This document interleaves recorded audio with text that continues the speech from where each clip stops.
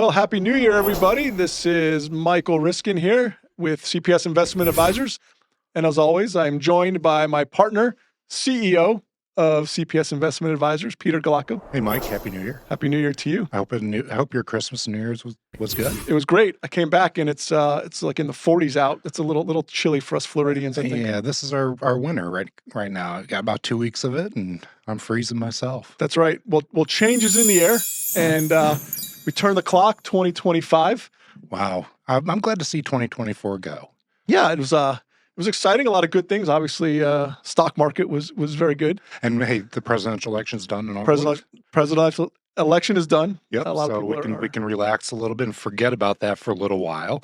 But we do have a different talk about president today. Oh boy. And I think the office announced it a little earlier today, but I wanted to do it on this podcast. Sure. That Mike has been promoted to president of CPS Investment Advisors, and I will continue to be the CEO of CPS Investment Advisors. And there's a lot of reasons why we do that. We did that. And one of the reasons is for continuation of the firm. I learned very early on in my career that a good business owner or a great business owner will make sure their business thrives if they're no longer able to be there.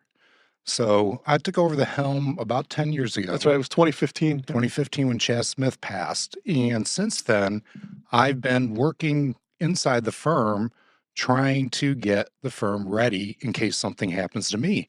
God forbid. I'm not going to live forever. I mean, there's two guarantees in life, death and taxes. Making money in annuities is not a guarantee, by the way. Just saying. You had to throw that in there, didn't you? I did. But death and taxes, and there's nothing wrong with me, and I'm not wanting to retire. I'm 56 years old, but I did task you a few years ago to step into that role and start learning how to run the day-to-day practice of the firm. And one thing I want to tell our clients is you've been doing that for the past couple of years. That's right. This isn't a change internally that we're going to see, and you're not going to feel it at all. I wanted to make sure that when I made this change that Mike could continue to operate without any assistance from anybody around us. So he had to come up with the ideas, and he had to come up with all the training. He had to come up with everything to get to the point where I could step away and he doesn't need me anymore. And that's a really good feeling.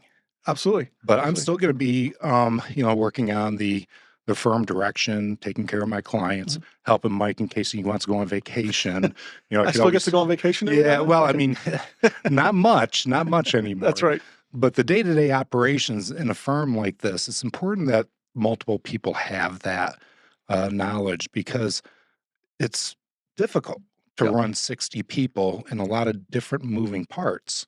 And if you don't have practice and you just get thrown into something like that, it'll affect the performance of the firm. Sure. And that's one thing that I take pride in. I want our firm to continue to perform at the highest level for our clients, regardless of who's sitting in that president seat. Yeah. And I think, like you mentioned, succession planning, obviously we went through a traumatic experience back in 2015. And so it's always top of our mind. And Chaz and yourself and Jim at the time, Jim Luffman, you guys did a tremendous job of being prepared. Yep. And so the last 10 years, we've brought in new partners. We've added a lot of young professional staff.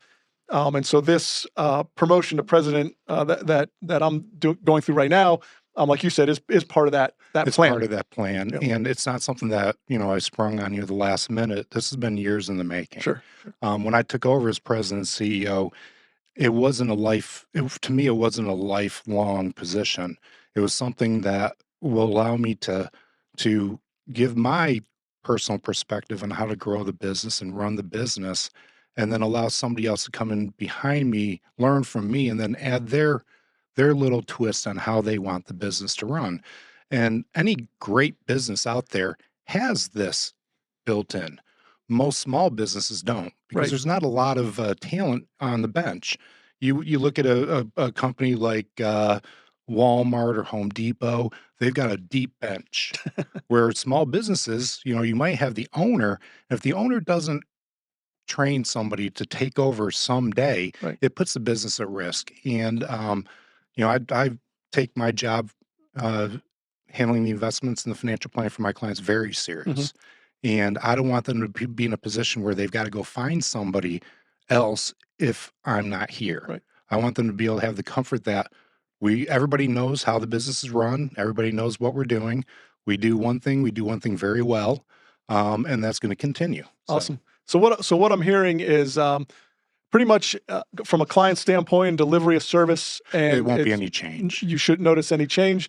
The only real big change, it sounds like, is I'm getting less vacation time. You are, and I'm getting more. And so you're getting more. There you go. Right. That's the takeaway from today's podcast. Yep. And I'd wanted all our clients to know that, yes, I'm going to take a little bit more vacation, and Mike's going to be there a little bit more. Well, that's good to know. Works. That's the breaking news here. That's right. But no, all is great at CPS. I think we wanted to make sure we, as exciting as it is to announce myself as being promoted president, we also want to make sure that everybody knows I'm not going anywhere. that Pete is still the CEO and still doing great. That easy. That's right, an integral part of what we're doing here at CPS for many years to come. That's correct. That's the game plan. So that's what we're rolling with in 2025. Yep, it's going to be a great year. We're celebrating our 50th anniversary. We are celebrating our 50th. So, Mike, right. You're going to be bringing in as president of the firm our 50th anniversary. And this is really a special year for us. Yep. 50 years in business is small business. And not many companies even make it past 5 years. That's correct. Yeah. That's correct. But I think, the way we run our business, the way we treat our employees and our clients, yep. And it's our clients that keep us in business. So I want to thank all of them. But the way we treat everybody, I think that's one of the reasons why we've been successful the way we've been. Yep. And then the philosophy hasn't changed. I remember when Chaz passed, that was one of the first questions a lot of clients had for us. Are you guys doing anything different? We have an amazing culture at CPS. We do. We're hyper focused on that. Mm-hmm. And I would say, if anything, we've even matured and put even more focus on the culture and consistency. That is correct. In the last 10 years. And, in a business, culture is what makes the business. Yeah. Culture eats strategy every day. So if you got a good culture and a good strategy, you're going to do very well. Yep.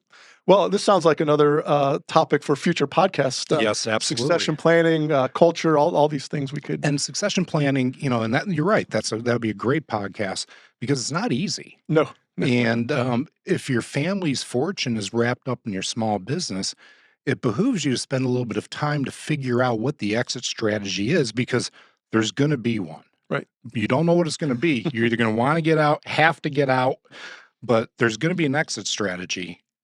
You want to be able to put it in yourself, right, so that you're successful doing it. Awesome. Well, Pete, I appreciate it. Congratulations, Mike. Thank you. I look forward to you continuing doing what you've been doing the past couple of years. And I look forward to that. It's exciting. 50 years. Yes, absolutely. We get to as a team lead us into the next 50 years ourselves. Next 50 years. Well, I won't be around for 50 years. And I'm not sure I will be either. But I'll give it a good shot getting the team ready to go towards that. That's right. We're already building up who's going to be there for year 100. That's correct. Cool. All right, Mike. Thanks, Pete. And thank you all for tuning into this podcast. We've got a lot more rolling out. 2025 is going to be a big year for our podcasts. Yep. and our educational series and those sort of things. So looking forward to that. Yep, and stay tuned. Appreciate everybody. Thank you. Happy New Year. Happy New Year.